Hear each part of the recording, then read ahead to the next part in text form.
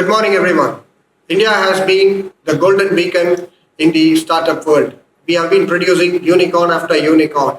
This talk is now going to say about, or we are going to understand how startup financing happens. I don't need to reiterate that the government of India already has its own startup enabling portal, which is called as the startupindia.gov.in, which I think is able to guide very many startups in that particular economic diaspora. But not many of us have fully understood how startup financing happens. Let's understand how startup financing happens.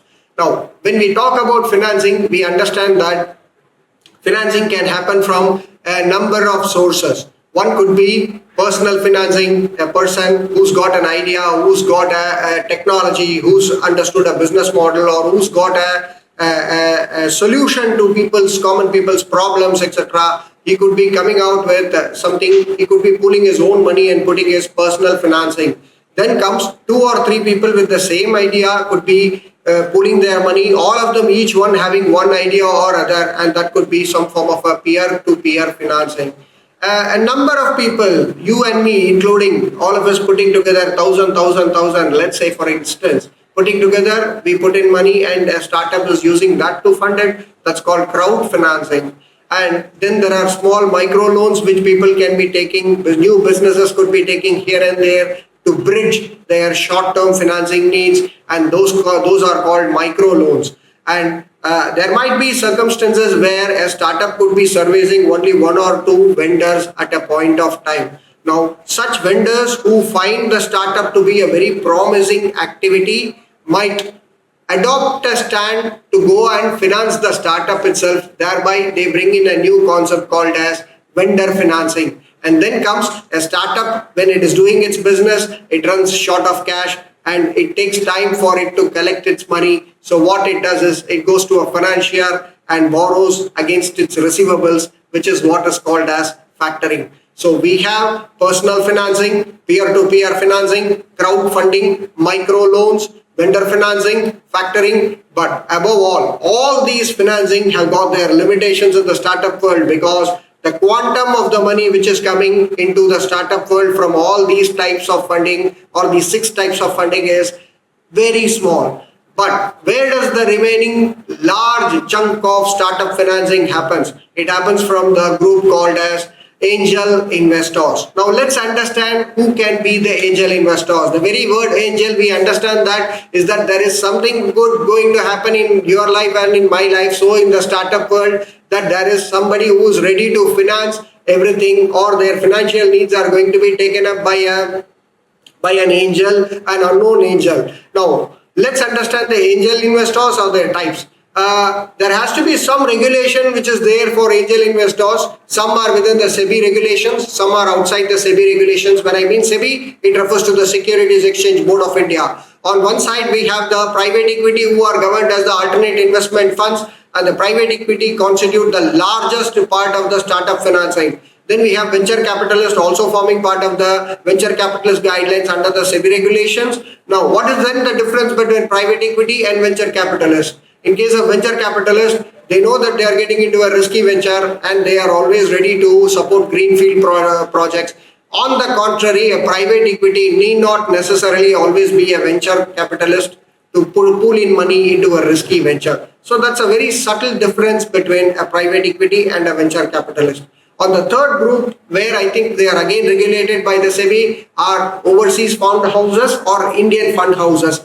When I mean Indian fund houses, it could be, say, for instance, the government itself being one of the funding houses, or the PF authority, the PFRDA, in regulation with the Provident Fund trustees, could be investing a portion of the Provident Fund money into certain blooming startups. And on the other spectrum, we could be having offshore fund houses like the Abu Dhabi Investment Authority, or say the Singapore Temasek Holding, and so on and so forth. To some extent, most of these people take the private equity venture capitalist route, but then fund houses is only one catch term which I am trying to pull out to show that you can have foreign or big houses, or you can have foreign pension funds, or even say treasury corporations who could be using, who could be setting up a special funding house only to invest in specific identified, blooming, profitable or promising startups. On the last two dimensions, we have pure innovators. This could be a scientist, a person who's got a niche idea, who could be thinking about putting up his own business and then taking it forward by patenting the particular technology. Innovators, like everybody else, have got only that they are more technocrats, but they might at times become also financiers when their idea becomes a sellable proposition. And the last but not the least, we have the pure investors who are looking at avenues to invest, and startup promises them to be one of the best avenues of investment. So the angel investors could be private equity, venture capitalists, fund houses, innovators, pure investors.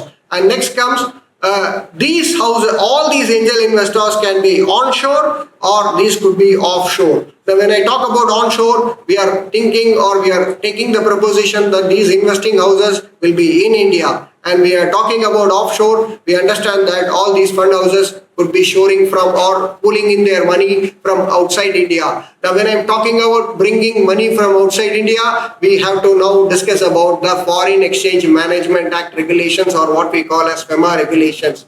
The FEMA regulations are very diversified and they distinguish all the investments into two buckets. One is a debt investment, another is an equity investment. Let's understand what a debt investment is. Somebody is lending to your business and you are obliged to repay that money with interest after a certain point of time or at denoted points of time. Now on the contrary, if somebody is bringing in money as equity, it means that they are forming part and parcel of the ownership of your entity, and the payment to them or the repayment of their capital need not necessarily happen. At the same time, what they expect is a return in the form of dividends or a return in the form of a capital appreciation.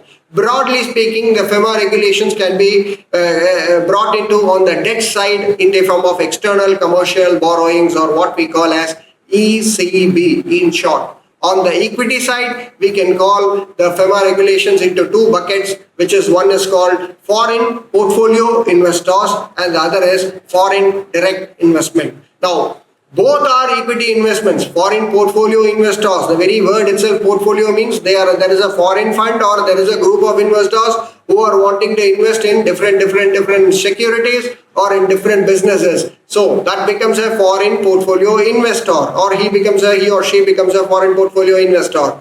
Now, on the contrary, foreign direct investment is an Indian business is attracting foreign capital directly, then it becomes a foreign direct investment. Now, FEMA has made a very small difference between what is foreign portfolio investor and who is a foreign direct investment, or what is a foreign direct investment. The threshold is 10% of the money, up to 10% of the capital of the company, if that is brought from outside India into India by investment into a startup entity, it will form part of the FPI, Foreign Portfolio Investor Regulations. And if the threshold exceeds 10%, it forms part of the foreign direct investment. So, to sum up, we can have the different category of angel investors. We can have this money coming in from onshore. We can have this money coming from offshore. And if it is from offshore, then it is coming within the FEMA regulation. Under the FEMA regulations, it could be ECB, external commercial borrowings, which is debt capital, or it could be equity capital, in which case it could be either FDI or FPI. On the onshore part of the private financing or the private equity funding or angel investor funding to start up, again it can take the form of a debt, which is a loan. It could be a simple loan, a vanilla loan, a bullet loan. Let me clarify, all these are terms. Don't get paranoid by the terms like vanilla loan. A vanilla loan means a simple loan which has an interest payment periodically and a principal repayment periodically, and then it amortizes or it spreads over the entire tenure of the loan. On the contrary, a bullet loan means the repayment is at a bullet point of time. The interest payments could all be ad interim and so on and so forth. So we need to wait for it and see the terms to it, and only then take it forward accordingly to see which type of investment is coming into which startup in what form. And this is purely driven by two ways. One, the promoter or the idea or the startup person, his own inclination, whether he wants equity or whether his inclination is to take a debt. Or it could be driven more by the bargaining power of the investor, who might say, I don't want to bring in money into debt, but I would like to bring the money only as equity. So it's purely a pull and push which decides whether it is debt or equity. But like every investor, one is comfortable bringing money into debt because they know that there is a repayment obligation to it. On the contrary, it is not necessary for an on the contrary, it is not necessary for a equity that it needs to be repaid. Now, what is it that the investment houses or the angel investors, what is it that they look at when they want to invest into a startup entity? This is always the most asked question in most sessions, which does not have one answer, but it's a stream of answer. First and foremost, a person who is wanting to bring money into your business, whether it is debt or whether it is equity, his goal is whether there is a good idea or a business logic to the entire startup which is being conceived. In other words, is the startup trying to have a business proposition or not? And if there is a business proposition, any angel investor would be delighted to pull in their money. Let me illustrate you with a live example. The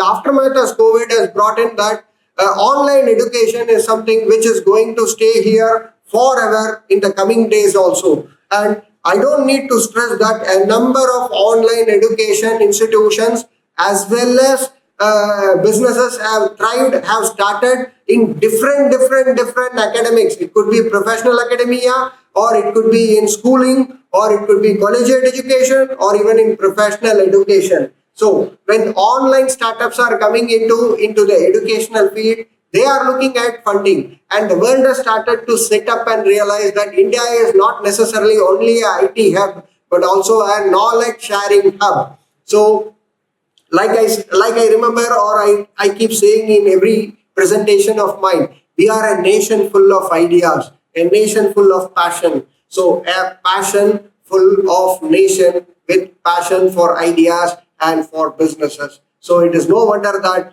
we are a blooming unicorn. And the IMF report, the World Bank report, take it into from anybody across the world, they have all touted to be India to be the largest and the fastest growing economy, and the startups are going to be the key drivers in that particular dimension. The Government of India's key initiative, startupindia.gov.in, has its own.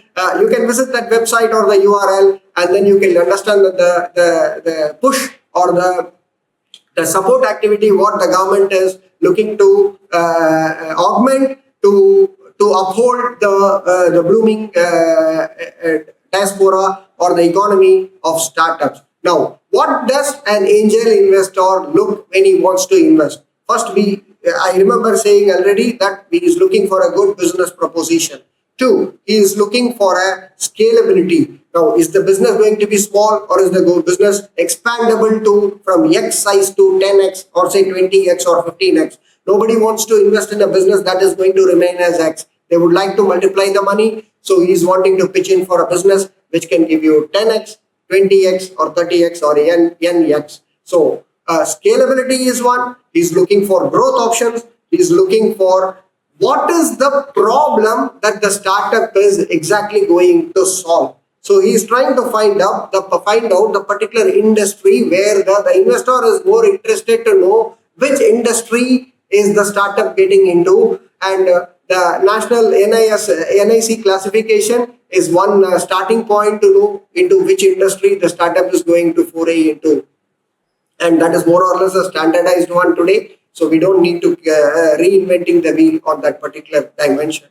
Coming back once again to what an investor is looking at it, we are looking at a business proposition, we are looking at the scalability, he is looking for what is the problem that is prevailing in the economy, and number four, what is the solution which is offered by the startup? Is the solution cost effective, efficient, reachable in an e-com model or using a high-tech device or a computer or say even a drone or so on and so forth, or does it have a patented technology, or is innovation going to be the key, or is it software which is going to be the service? So they are trying to look at at a model which I think they are worried about, or the investor is more interested to know rather than worried about to know how the problem which is prevalent is going to be solved by the startup. And the next thing what they look at it is it sustainable? When we solve the problem, once we solve the problem, is the problem going to end with that, or is that sustainable even in the future years to come, so that an investor can know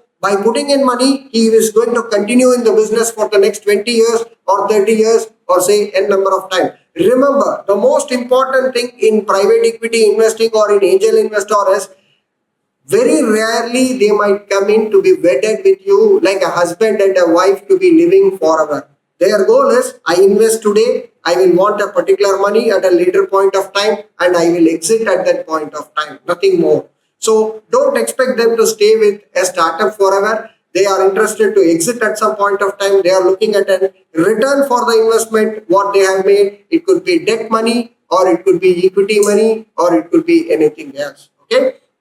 So broadly, one can say what an angel investor looks for as a business proposition, sustainability, scalability, a strong problem, a strong solution model, how the competitive forces are going to work against it, whether that can give him a return, whether it can give him an exit option, whether he can stay invested in the business or he can exit at some point of time in one way or other. This is how an investor looks at a startup entity. Now, that brings the most interesting part of funding a startup, which is about pitching process for the startup. I don't need to reiterate that 2 days ago we have had the India-Pakistan match, and one of the most exciting things that people were looking for is how the Indian promising batting lineup would take on the might and the fast battery ability of the Pakistani fast bowlers. I think the ball will just keep zipping around and moving around and bouncing around. I think it requires a lot of composure to handle it. Similarly, when a startup is going to seek funding from an angel investor or from say a private equity or from say any of the investment houses, they need to pitch in their business. They need to know what they are talking about. So broadly, it goes about in a very sequential way. You talk first about who you are, what you are, about an introduction about yourself. It is just like interviewing, being interviewed and applying for a job position. The first question that they ask in a job interview is, tell me something about yourself. Similarly, they ask about a startup, tell us something about your startup. Who is the person who is behind the startup? Next, who is the team who is going to run the startup? The team. When I mean the team, it could be the person who's going to handle the marketing, the person who's going to handle the technology, the person who's going to handle the finance, the person who's going to handle the information, the information data, the person who's going to handle the media, so on and so forth, etc., etc. And who are the people who are already backing it? It could be, say, somebody very reputed like Mr. Ratan Tata himself, or say Mr. Narayana Murthy himself. So the world looks at two things. Who is the startup? Who is the team behind it? Are they backed by people? And if so, what is the backing and what is the credibility of the backing? Number three, they look at the problem that the startup is bringing to the table. And number four, they look at the solution what the startup is wanting to give it. I'll give you an illustration about the solution point. All of us thought that the best way of outing as a middle class or as a person we all thought of as either going out to eat or going to a movie. Are we agreeing with the fact that today both these entertainment options are available at the flick of a button at the delivery point of your homes? Yes. One is, for example, the OTT platform, which has brought in almost every movie right to your doorstep. Similar is the aspect of food delivery, etc. Similarly, all of us thought that at one point of time, going in a car is something which only the rich and the more affluent can afford. Today you have an Uber, today you have an Ola, just that, and at a beckoning, you have an auto rickshaw, an Uber auto or an Ola. I'm sorry, I'm using some brand names here. Do not get, I'm just giving you illustrations so that they will register better in our minds, and it is not an indirect way to promote these brands. One should not think that way, okay?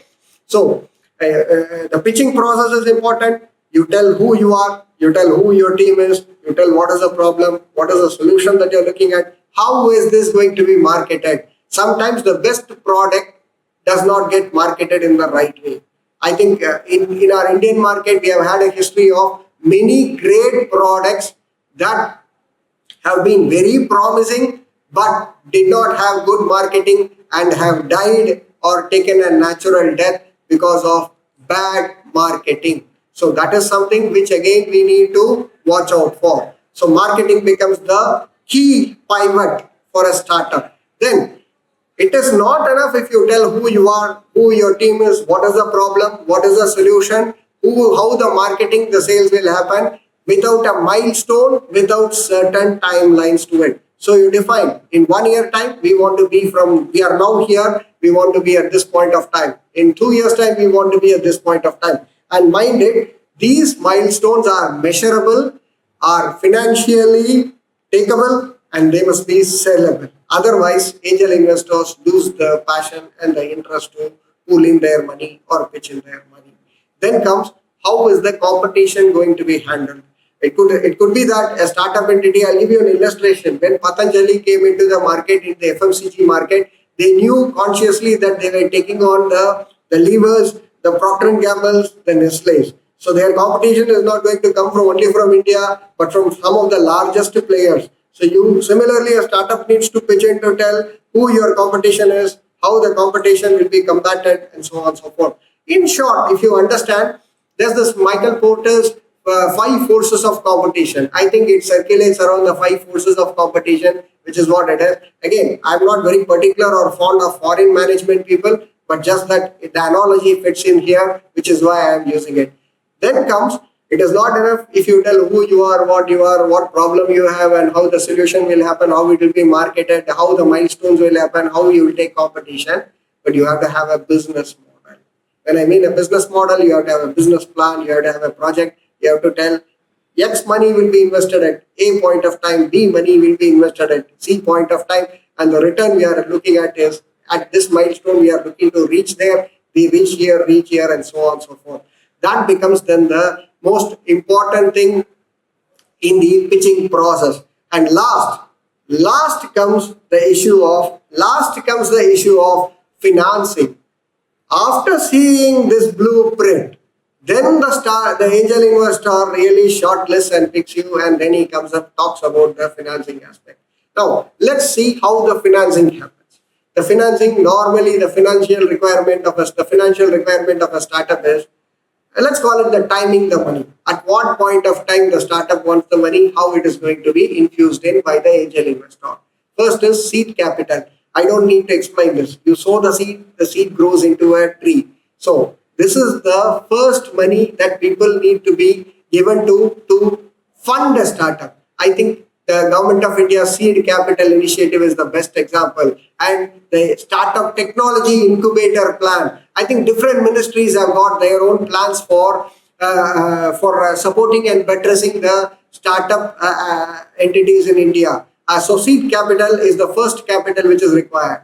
Next comes the startup capital. Once the seed capital comes in, they put up their startup business, etc. People talk about what next? When do we need the next money? How do we grow from now to this? What is the next step that we need to put? It is like climbing up a deck of stairs. So the next activity for the startup is then decided. So then comes the round-wise funding.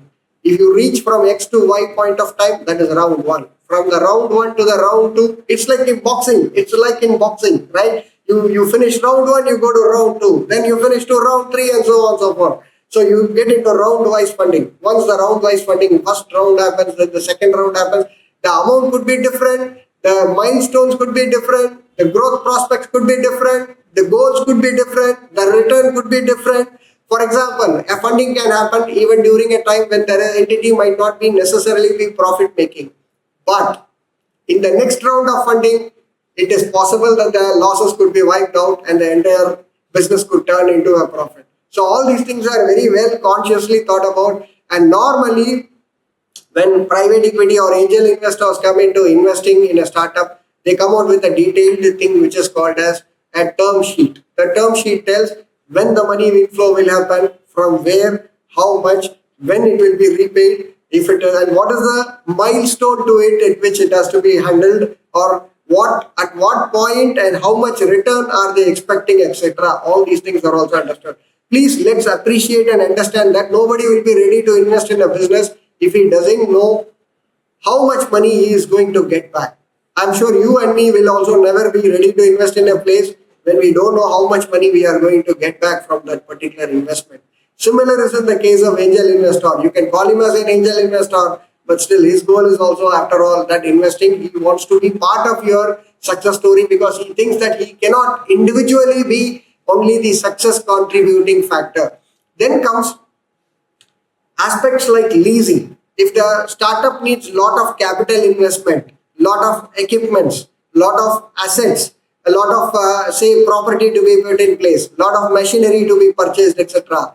So they can go in for leasing as a subordinate financing. But all these types of financing, be it seed capital, startup capital, round-wise funding, subordinate funding, eventually boil down to one mathematical equation. The mathematical equation is post money equal to pre-money plus infusion.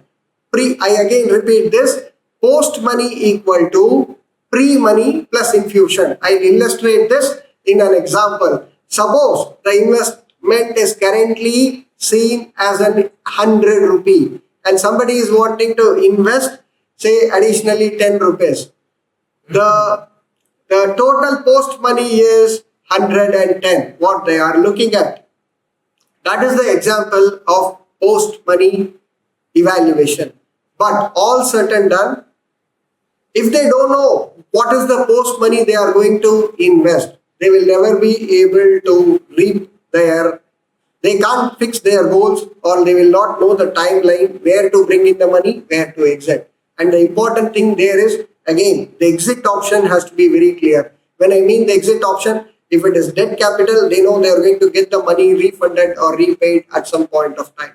And if it is equity capital, they are looking at a dividend between, say, if the investment is happening in year 0, they are expecting a dividend in year 3, maybe a next dividend in year 4, and then probably to sell their shares in the market or go for an initial public offering in a stock exchange, etc., where the entity can get listed and the investor can offload his shares to make a gain out of what investment he or she has made. But this is how funding happens from the angel investor side for a startup, and this is the process how it happens, and this is the timing aspect to it, how it works. And eventually it boils down to that term sheet. The term sheet, any startup, I would recommend that they go through the term sheet from an angel investor thoroughly, be it a government, be it private, be it on the private funding side, whichever way, be it from India or be it from outside India. Please go through the time sheet very carefully and seek professional help where it is required, and then take it forward. Now, there is a definition of the startup which is there given in the Startup India website. If one understands it is a private limited company, or it is a partnership, or is a limited liability partnership, we understood how startup financing happens, who are the investors, etc. Now, let's also understand what types of initiatives the government has taken to support startups. I already mentioned that the Startup India government gov.in portal, it's a one-stop shop portal for startups, and they can go through a single window clearance or a registration with the DP, IIT, or the Department of Promotion of Industry and Internal Trade. The rest of the ministries have their own schemes under the same Startup India initiative, and they all go through a single window so that startups don't have bureaucratic delays, etc. on this. They are given legal SOPs benefits, and labor regulation benefits are also given. For example, a startup in a software side, or say need not necessarily have only a 8-hour job for an employee like most BPOs, etc., and so on and so forth. There are other support initiatives like technical support being given from the Startup India initiative scheme from the government. There is the Atal Startup scheme, and each scheme has its own conditions, its benefits, and a niche to each and every industry, and each ministry is also involved with it. There are state government initiatives also varying across states, not necessarily only to Tamil Nadu or the southern states, but each and every state is also wanting to pick at least a handful of thrivable, good, prospective startups so that they can bootstrap them and get them up and running. And on the income tax side, we have the tax benefit and tax holiday given to startups. Similarly, ESOPs or employee stock options which are given to startup employees are not taxed as perquisite but are staggered and taxed as a perquisite only at the opportune point of time. And then there is the section 56 to 7B which is also exempted for a startup. So much said about startup, but what is the definition of a startup that I have not mentioned? I need to mention at this point of time. I could have pitched this particular point as what is a startup in the beginning, but rather I think the funding process is what I wanted to focus upon, which is why now I am coming to the point of what is the definition of a startup as per Government of India. A startup has to be a private limited company, a partnership or a limited liability partnership. It has to be a company or an entity which is only within 10 years from its incorporation. Its turnover cannot be more than 100 crores. It has to be having a potential of an economic or being an economic value adder, an employment generator or a high wealth creator. I think this is the niche point which the government is wanting to look into. They are looking at businesses that can be economically value adding, socially value adding, being an employment generator as well as a high wealth creator, and probably pitching India in the global economic framework as a lead player. I can give you an illustration. The ISRO by itself is to some extent was working like a startup in the earlier days. Like they used to get the satellites of other countries pitched in the space, pitched in the outer space using their launch vehicles. Today, the ISRO is being as augmented and grown itself that they have become one of the key lead players who are pitching in global satellites, more than one at a single point of time. That's a typical example which I picked from the government model. There are plenty other models which we can pick from the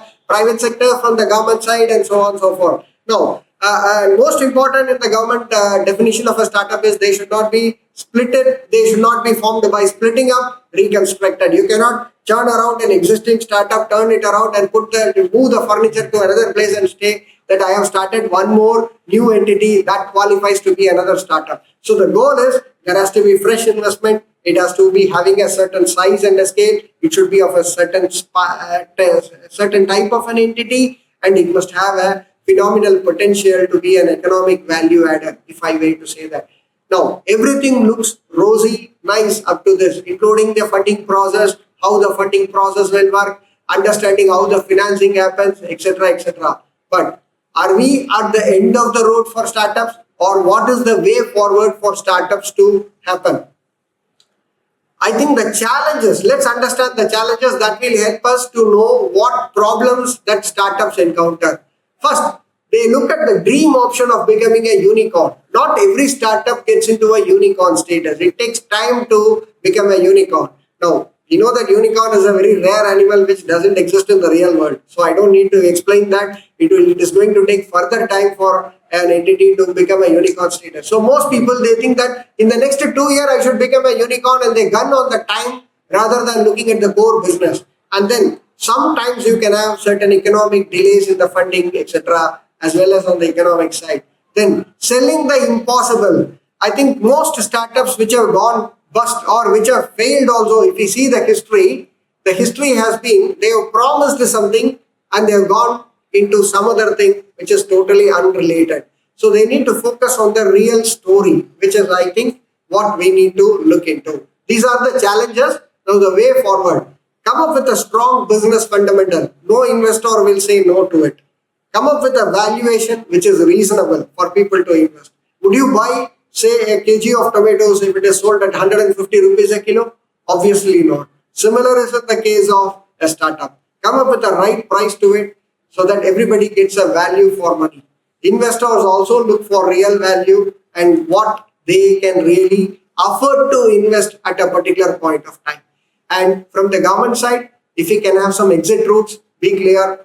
When, at what point of time the investor is wanting to exit, let that be coming out very transparently in your term sheet. The investor knows how much value he is going to get at what point of time. And when you are planning this exit route, take professional help where required to make sure that you are minimizing the taxes and you are giving them cheaper alternatives for exit as well, especially moving from one private equity to another private equity, or the promoters buying back the private equity or the angel equity, angel investor shares, etc. And important, even today, cross-border funding is still cheaper vis-a-vis domestic funding. So if you are able to get foreign capital, try inviting foreign capital, because that is going to augment forex reserves for the country. Besides catapulting you into a foreign exchange earner, possibly because of through exports, etc. So you will pitch yourself with the global market rather than limiting yourself to only the Indian market, which obviously is also large enough, because we ourselves, India as a country, have got the potential to have a 20% of the global market share. Our population is roughly about 1.4 billion, and that's about roughly 20% of the global population. And then we could have tax issues, especially cross-border tax issues, when people are exiting and angel investors are divesting their holding, etc. Those things need to be read out very carefully with the double taxation treaty avoidance agreements, along with the income tax side and on anti-money laundering provisions, etc. People need to choose the countries very carefully from where they are going to invest from, etc., or where your investor is going to come and the way he is going to come, how many layers of investment. All these things need to be thought about very carefully before the investment happens. It cannot be that we buy the cloth to our size and then getting it stitched. That is a right option. It cannot be that we buy a trouser and then we wear it and then tell this requires 10 alterations or 20 alterations. That's a very myopic thought to it. So cut the cloth according to your need and go over your term sheets very carefully. Believe in your business, believe in a reasonable valuation, but a value-adding proposition, giving value for money to your customers, to your investors, to the government, to the country. And most important, see, there are banks and there are specific schemes where lending to startup is coming like a priority lending, sectoral lending with a threshold as well. And I know for sure that specific banks have also been, branches have been put up to fund for startup entities. So these are the points which we need to think about in the way forward. So if you want to sell tomatoes, promise that you will sell tomatoes. Don't sell apples. If you are wanting to sell apples, please sell apples. Don't sell IT services. So I think I've given you a broad perspective of IT on how startup financing happens, how the process unfolds, who are the investors, what challenges they face, at what points of time the investments have to happen, the definition of a startup, the problems that they face, the way forward, so on and so forth. And that's all from my side. If there are any questions or anything that people want to reach out to me, they are free to. Thank you very much for the opportunity, and it was nice talking.